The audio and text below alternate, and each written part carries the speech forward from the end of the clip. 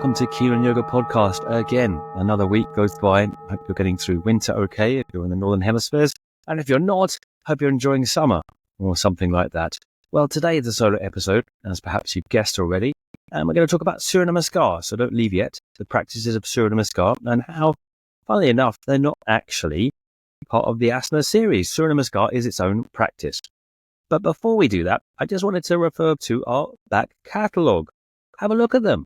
I hope I've improved my own performance as an interviewer over time, but nevertheless, we have some amazing interviews in the back catalogue. I mean, we've done over 240 episodes, I think. So people like Stephen Porges of the Vagus Nerve fame, Bethel van der Kolk, The Body Keeps the Score, Eddie Stern's first podcast with me, Shandor Remete of Shadow Yoga, Krishna Das, famous for his chanting.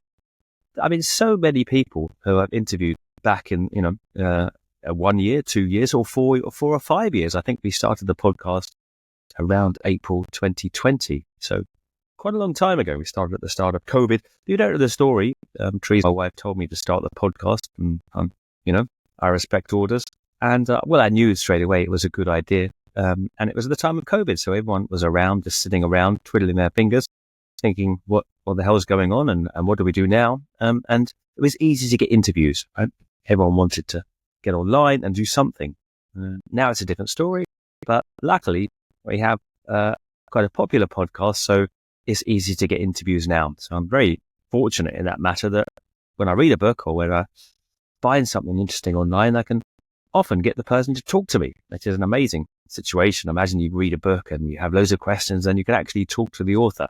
Well, yeah, that's the fortune of doing the podcast that I've had and building up from those humble beginnings of just talking to a few friends that I'd known from my Mysore days or known as teachers, or hosted with Teresa at Purple Valley when we ran Purple Valley in Goa. That was really the background of the podcast, that we had all these teachers over the years at Purple Valley in Goa, and they'd all said slightly different things about the Ashtanga tradition. And knowing that, I was just kind of curious to get them all on and have them explain their backstory to at least then, increasingly rigid, I felt, presentation of Ashtanga Yoga.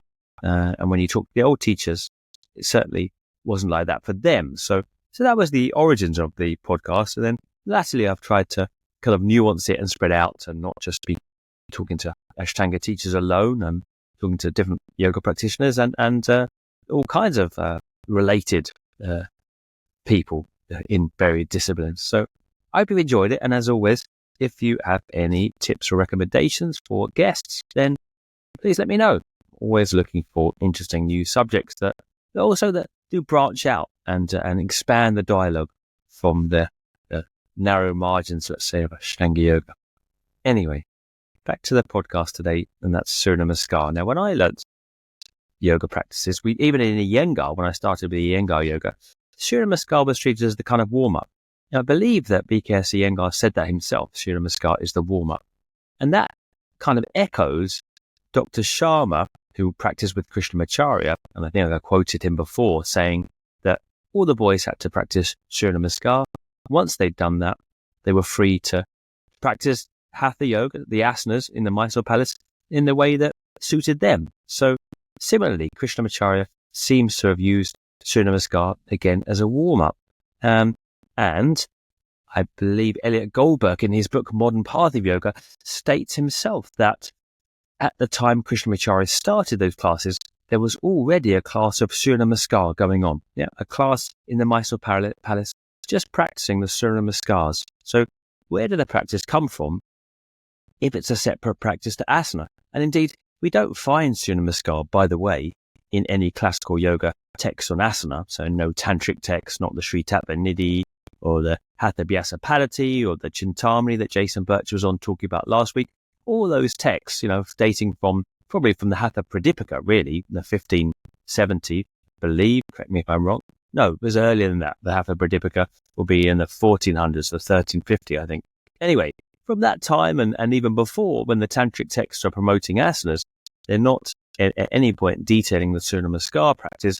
So that seems to be perhaps coming from a different stream, as it were, a Vedic stream in classical yoga. And there's an excellent article on Surya Namaskar practices by the scholar Stuart Sarbacker, an American scholar, And I'll try and link you to the PDF of his article. Otherwise, you can Google Surya Namaskar, Surya Sarbaka. You'll come up with his PDF, and he's done a lot of work on it. So I would refer you to that. But nevertheless, I will try my best to make a synopsis of that. And the quotes that really come to my mind of that article is one, he links this Surya Namaskar in a certain sense to the Rig Veda, when he says, one of the most often recited verses of Surya worship yokes his horses to initiate dawn. So Surya yokes his horses to initiate dawn. And pious men are said to engage in yoking the sacrifice. So, in a sense, suggesting that pious men at dawn, yoking the horses to the sun, are doing some kind of prostration practice, which wouldn't be unusual, of course, because I think in all cultures, we've done prostrations to say, basically, myself is infinitely less than what I'm bowing in front of. So I lie down on the ground. And this kind of precedent seems to be suggested in the Rig Veda, which is the oldest of Vedas after all. So that's dating 1500 years at least before Common Era. Yeah. So Surya Namaskar, in that sense, if we're looking to find some kind of roots, goes back a long way. But nevertheless, if it's just a prostration practice, then can we really say that it's Surya Namaskar? Yeah. Because of course, as I said, prostration is a common thing that we find in all religions. We would say that when Western religious devotees lie down in front of an altar, you often see that places like Lourdes, they do prostrations. Or in fact, they walk on their knees to get there. Yeah, and so they use little pads and stuff, right? And they lie down, going, you see that, or Buddhists do the similar thing, prostrating all around long pilgrimages to get to shrines. Yeah. So, but are they practicing Surya Namaskar, right? Just because they're prostrating. Yeah. So, it seems to have roots. I mean, definitely also roots in the Gayatri Mantra. The Gayatri Mantra was said at dawn and usually said with mantras. Yeah. But the question is that the Surya Namaskar that we know? Right? We'll come to that. We'll come to that. Hold your horses, as it were. So apparently, he goes on to say, European travellers in India as early as the 16th century, they took note of the practice of solar prostration rituals, noting the actions of practitioners, raising their hands up towards the sun and then fully prostrating themselves on the ground. This is Stuart Sarbaka again from that same article. So the 16th century, so that's going back quite a way, prostrating to the sun. Again, though, is it the Surya Namaskar practice? We'll come back to that in a second, but definitely we can see that kind of movement has its origins in ritual and, Vedic ritual, if we're looking at trying to trace a line from prostrations to Surya Namaskar in India anyway. Right? Also, it's important to say, and I should have said it earlier probably, that we don't find upward or downward dog in traditional Hatha Yoga asanas, right? Let alone any kind of jumping movement between the two, but to the hands, jumping forward, jumping back. This comes much later, but even upward and downward dog don't arrive until Krishnamacharya, really, in the way that we can see them. Joseph Alter, in his work, and he's a field anthropologist, particularly doing work on Indian traditions of movement, wrestling being one of them, and he suggests that actually what looks like a kind of Indian press up, it's called dans and buttocks. That is the origin of the Surya Namaskar, this warm up for Indian wrestling. Anyway, we get ahead of ourselves. Another great book to read is Elliot Goldberg's Modern Path of Yoga. If you haven't read that, totally recommend it. And I'll be interviewing Elliot, all going well, this next month. So read it and get ready for that excellent podcast. One of my favorite books. And he notes that Surya Namaskar was well represented in Maharashtra. Yeah. Under a certain smarta mode of ritual, which included Shiva, Vishnu, Ganesh and Surya as the principal objects of worship or puja. So, and that is, very early on, that the Surya Namaskar is within a kind of religious practice in Maharashtra. So it's also kind of been representative then of Hindu tradition. Yeah. And we see that these days in Modi promoting practice of synchronized Surya Namaskar on International Yoga Day. So Surya Namaskar definitely has this kind of symbolism or direct relationship with Hinduism. Right? Swami Kaivalyananda, and you might have heard of Kaivalyananda in the Kaivalyananda ashram he set up in Lonavala in Mumbai. He was an early promoter, in fact, of Surya Namaskar. In his article, The Rationale of Yoga Poses, 1926, which you can find quite easily online, he states the practice of namaskaras that was in vogue in Maharashtra for the several centuries. It was he was associated, he suggests, with an upper class society. He suggests it's an entire system of physical culture. And in the 18th century, it was not unusual, this is his words, it was not unusual to find youths performing as many as 1,200 prostrations every morning. Right? So it's in its kind of, when we take it from its prostration form, like simply as something you might see a Brahmin priest doing today in front of a shrine, or even a Western priest doing in front of an altar, maybe in more Catholic religious settings. Yeah.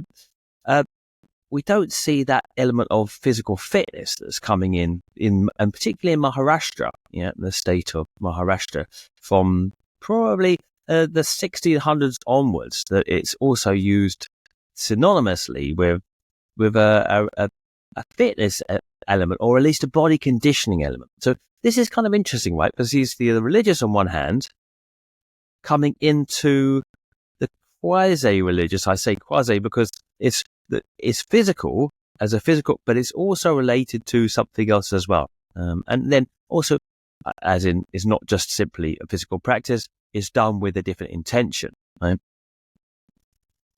The origins of Surya Namaskar are unclear. Definitely prostrations come in the Rig Veda, and prostrations have always been part of the Gayatri mantra, it seems, right? Which is also very ancient, towards the sun. Nevertheless, it's not Surya Namaskar, as I keep saying. The origins we suggest now, currently scholars say that it comes down to this guy, Shivaji, the founder of Maharashtra. Anyone who's Indian will know Shivaji. He's the founder of Maharashtra. He lived between 1630 and 1680. And his guru, Ramdas. So Shivaji was a kind of modern freedom, well, semi-modern, 1600s, a freedom fighter for that province. Within, obviously, at that time, India wasn't united, so it was various provinces. And he was essentially a kind of, I wouldn't say nationalist, but a strong figure, a warrior-like figure in that time. And his guru was this guy Ramdas, known as Samat Ramdas, 1600 to 1682, roughly. And Ramdas considered Namaskara as an easy path or a complete practice, right? So again, pride, Indian pride, religious connotations, and physical fitness all kind of merge in this kind of melting pot of Surya Namaskar, right? And up to this day, you see it turn again with Modi and his guru Ramdev promoting the practice of Surya Namaskar, which is, definitely, because it's been used in a certain way, it seems to have connotations of Hindu pride, subscription, etc. So, going back to who we would suggest there's a kind of nationalist figure, Shivaj and Ramdas, promoting a strong Hinduism, right? And Ramdas promotes this Surya Namaskar as part of the, how would you say it, as part of a kind of morale for the state, right? To introduce many places, or how would they call these, akharas, wrestling gymnasiums, basically, numerous places that Shivaji establishes in the state of Maharashtra when he sets it up to promote the practice of this Surya Namaskar as part of the warm-up for Indian wrestling. So again, has links to pride, nationalism, and also physical culture. Very, very complex. Likely is that it starts in 1600s anyway. Again, we go back to Joseph Alta's work. If you haven't read anything of Joseph Alta and his research in modern physical culture in India, he suggests that it comes from these wrestling movements in the first place, right? That it's not, that would dispute Shivaji and Ramdas's idea that it is basically a sense of religious worship converted to be also physical conditioning. Yeah, whereas Alta would say that it actually comes from the wrestling movements in the first place, right? So, again, it's contentious, definitely has other symbols affixed to it, and Surya Namaskar doesn't come from Hatha Yoga. That's the basic bottom line, I think, if you've not understood any of the other more complicated ideas around this. In the 20th century, however, it modernizes once more. There's another turn of the wheel for Surya Namaskar. Firstly, again, it's through Swami Kevalyananda, who did promote it as an exercise and tried, I think he had something to do with trying to get it in the school boards. So they practice it as a part of like school curriculum, like PE, personal education. So Kevalyananda has at a certain point some relationship to trying to get this promoted on all school boards in Maharashtra as a system of children's personal education, basically. And you can still see that today. It's used in this way around schools. Yeah, but again, possibly has connotations other than just simply physical. But later, Kevalyananda, funnily enough, doesn't like it, and this is a famous one, when Krishnamacharya comes to do a demonstration at the Kevalyananda ashram. I think he's probably asked to by the Maharaj of Mysore. In fact, I think he's asked to go up there and see what Kevalyananda's doing, as well as do a demonstration for Kevalyananda, but also look at Kevalyananda's work and kind of synthesize it in his own work. Anyway, Krishnamacharya goes up to Kevalyananda's with his group of boys at the Mysore Palace, and Kevalyananda is not very impressed with the way that Krishnamacharya has kind of synthesized the Surya Namaskar practice within the Asana practice. And he suggests that although the Surya Namaskar is a valid practice, and asanas are obviously a valid practice, that the two should be kept apart. Surya Namaskar, Kevalyananda suggests, is a system of conditioning, of physical conditioning, and asanas are a system working more deeply with for Kevalyananda, particularly with the energetic aspects of the body to do with hormones and glands, etc. So Kevalyananda not very impressed with Krishnamacharya's synthesis. And there is this idea floated about by different scholars, including Mark Singleton, that it was in the first place Krishnamacharya's mantle, Krishnamacharya's job spec, to kind of combine the Surya Namaskar with the asana. That was what Singleton originally suggests. I think that Maharaj of Mysore was asking Krishnamacharya to do this, right? As seeing it was an obvious contender for popularity, right? And Maharaj of Mysore ultimately, as in my last podcast, was a spokesperson for Indian pride, Indian nationalism, Indian culture, and promoting that to the general public again in the wake of British dominance. So he was very keen to promote the strongest possible face of Indian culture, and instigating asana, a sedentary practice, inserting that in the Surya Namaskar, a moving practice, seems an obvious shoe-in. It's obvious kind of popular idea, right? However, people have disputed the idea that Krishnamacharya was the first person to do this. I believe Norman Soyman suggests that before Krishnamacharya there was a strong record of Surya Namaskar being used along with asana practices. So he wasn't the first person, in fact, to do that. We touched on the modern 20th century usage of Surya Namaskar now. And that goes back to this figure, Bhavan Rao. Sorry, my pronunciation is generally rubbish on these accounts being English. Bhavan Rao Pant. He's the Raja of Oudh. You can definitely say that. So, he rules over the princely state of Oudh. And he claimed that his father practiced Surya Namaskar for 55 years. So that would date the particular example that Bhavan Rao Pant gives of Surya Namaskar in the early 20th century to around the 1870s. So as a physical conditioning practice. And it's Bhavan Rao Pant, the Raja of Oudh, who brings the Surya Namaskar to popular consciousnness. And basically how he does this is he presents it as a system of fitness in a book. Surya Namaskar is the original title of his book, and then later, when he develops a contact in Great Britain, which is not unusual at that time. Obviously, India having relations at that time with the UK, and then it gets translated. This is the Raja of Oudh's book, Surya Namaskar, which was produced in 1908. In 1928, it gets converted by a person called Louise Morgan, who's an English, she's actually an American journalist living in the UK, to a book called The 10-Point Way of Health. 10-Point Way to Health.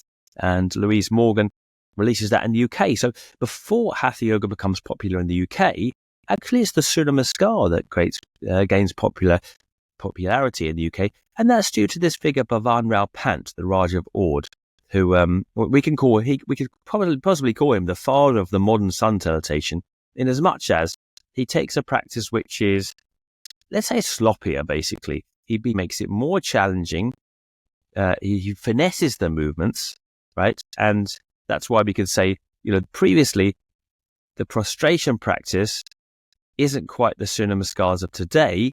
And so what relationship do they have to each other, right? Again, the whole tradition, and all traditions, the Indian tradition, just like the British tradition or any other tradition, I'm reading a book on traditions right now, it has its evolutionary cycles as different aspects become emphasized or dropped depending on the era. So this performance of Surya Namaskar, the Raja of Ord suggests, and this is directly quoting from his book, you will know more about yourself than years of jungle hunting or dealing with international affairs or big business or worldly success would ever give you, right?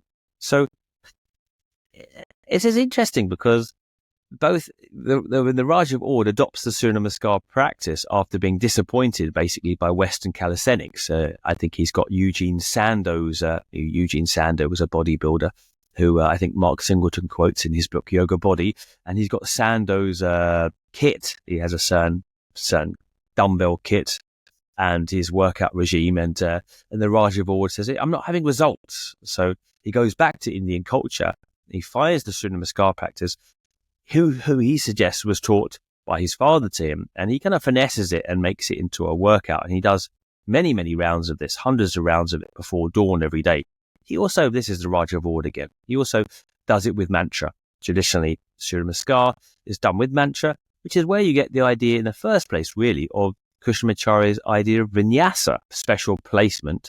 And that special placement is really to do mantras in religious rituals and insert them metaphorically, mentally, in different places or locations in the body. The origin of vinyasa not being physical, but actually to do with these religious rituals. And Krishnamacharya converts that mantra as in ritual to mantra as in special placement of the body, not special placement of mantra when you do ritual. So Surya Namaskar definitely is a kind of segue into the use of vinyasa altogether, because the Surya Namaskar practice seems to have always been done with certain mantras said and envisaged to be inserted in certain locations of the body. So the Raja of Ord has this in his original book, this mantra recitation, along with the practice of Surya Namaskar. He does it, I think he wakes up at 4 a.m. This is quite impressive for basically a king. He wakes up very early in the morning every day and does hours of this Surya Namaskar, and then promotes it to the whole of Ord as a general practice to be done in schools, etc., for kind of instilling a certain ethic. I mean, and it's always difficult really to break up, to define or to isolate what's a cultural ethic, like a sense of moral ethic dignity or a sense of social respectability, etc., and what's a religious ethic, something that should be done and have relationship to a particular God, a particular religious practice. And the two always seem to really be kind of quite bound together, living as an upright member of society and doing Surya Namaskar for the sake of religious connotations. Anyhow, latterly, in Louise Morgan's book, which is published in the UK, so the funny thing is that in the 1920s, you have all these nobility not nobility, but the upper middle classes in the UK doing the practice of Surya Namaskar from Louise Morgan's book, and she has articles on the Times and famous newspapers in England promoting the Surya Namaskar, but it's shorn. They take out the mantras. They take out the mantras, so it become a non-sectarian. It's very, very shorn of religious connotations and done as a physical exercise regime. Again, so it has there's another turn of the wheel there. continuing the tradition of Surya Namaskar, the son of the Raja of Oudh, Bhavanrao Pant, is Appa Pant, and he was a diplomat who travelled all the way around, all over the world, and he also promoted the Surya Namaskar.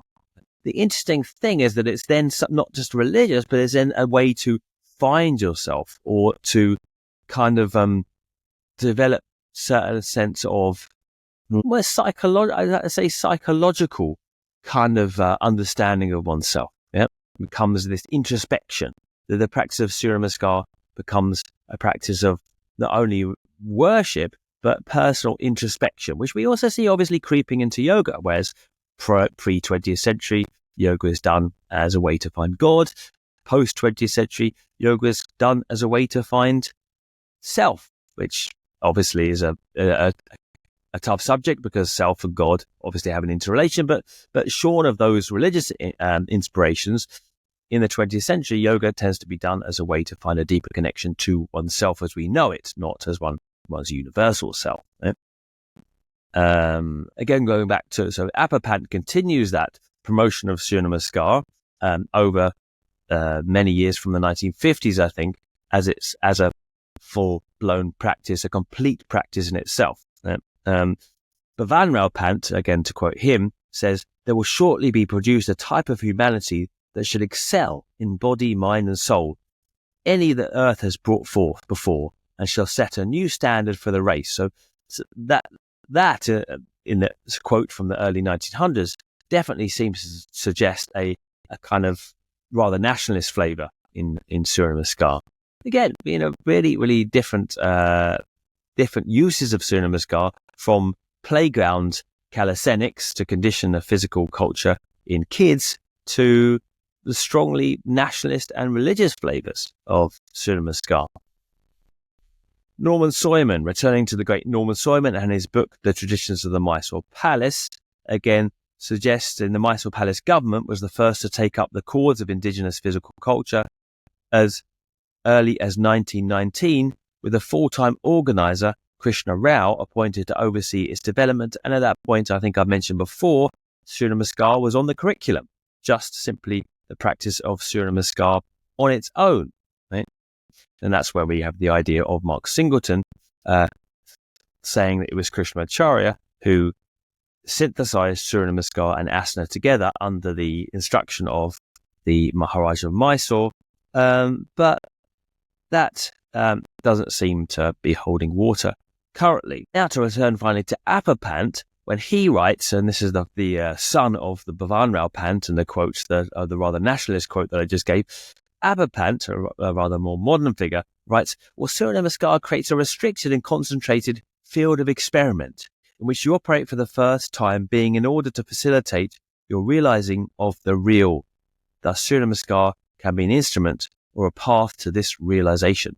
So again, looking inside and finding what's there in a more psychological sense, right? So rather than worshipping, as in the Gayatri Mantra or in the Rig Veda, Surya, now Surya Namaskar is a practice of concentration to find a more psychological relationship to self, and that's Appa Pant. And of course, we find it in the modern day introduced to the practices of Shivananda. He claims Surya Namaskar combines the benefits of rigorous physical exercise and yoga asanas together. And of course, in the practices of Ashtanga Yoga, where we find Surya Namaskar inserted within the vinyasas and a practice at the start of the series, and in Iyengar Yoga, where we find that we used often as a warm-up in a slightly varied fashion. Not that many differences. So, yes, it's always been a cause of contention, Surya Namaskar. It's always been political propaganda. It's always had religious connotations as well. But, notwithstanding that, it's always had purely physical connotations as well. As I mentioned, it could possibly have been a kind of hybrid practice that was developed by wrestlers to warm the body, to prepare for wrestling matches and training, etc. Right? So there's a really multitude of possibilities around Surya Namaskar. And where did it come from originally? We're not sure. Maybe it came from prostrations and was developed from prostrations, as I think Bhavanrao Pant suggests that it's a prostration practice that he kind of makes more physical and adds certain mantras. Or potentially it doesn't come from a prostration practice. Perhaps it was in fact created by Ram Dass in the 1600s, which is probably the earliest records we have of it, with nationalist and religious leanings and physical conditioning kind of all wrapped into one. Where do we stand with Surya Namaskar? Well, it really is up to us in the end. I don't think that anyone has to tell us, well, just because it has been used in these different ways over the history of time, that you're practicing Hindu form of physical culture or physical movement just because you're doing similar movements. Really, the intention is everything. I think it's just interesting to reflect upon the origins of the practice, the different movements of the practice, and also just a simple awareness that Surya Namaskar is a different practice to asana. So we might even treat it in a different way to asana. Whereas we're looking for in asana a certain energetic resonance in the body, perhaps Surya Namaskar really is a more physical kind of warm up to that asana, and where we might use asana in and of itself with a different breathing rhythm. For example, Krishnamacharya certainly promoted kumbhakas or breath holds a great deal in asana. In Surya Namaskar, I quite like to try and promote a really even and full breath, right? So that the whole thing has an equal rhythm, and the breath is equal, and the movements, each part of Surya Namaskar, are equal as well, as a kind of preparation to getting into the body. But it might have a different flavor to it, in fact, right? So than asana itself. I think it does.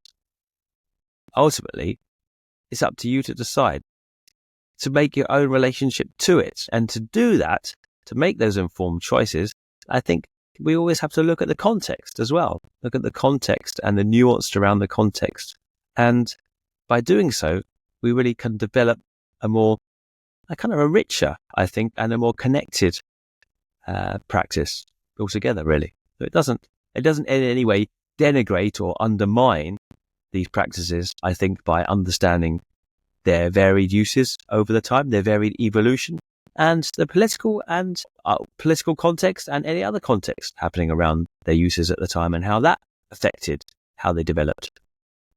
Anyway, I hope you got bits and bobs out of that. It's a tough one, and because of reading lots of notes today, I kind of got myself confused at a number of points, but I hope there was a few interesting facts that I presented there. I do what I can, not being a scholar and not claiming to be. So if you've got any other comments about Surya Namaskar that you know, then please let me know in the comments, and we explore together. This is their ultimate manifesto of this channel, that it is a conversation together and a learning together, and that's why, obviously, I bring on all the guests. So we keep learning and developing. To that end, we've got another guest for you next week. We've got a great lineup this year, and always get in touch and let me know if I'm missing out anyone that you'd like to hear from, and we'll bring them on. Have a great week, and you'll hear from me soon. Bye for now.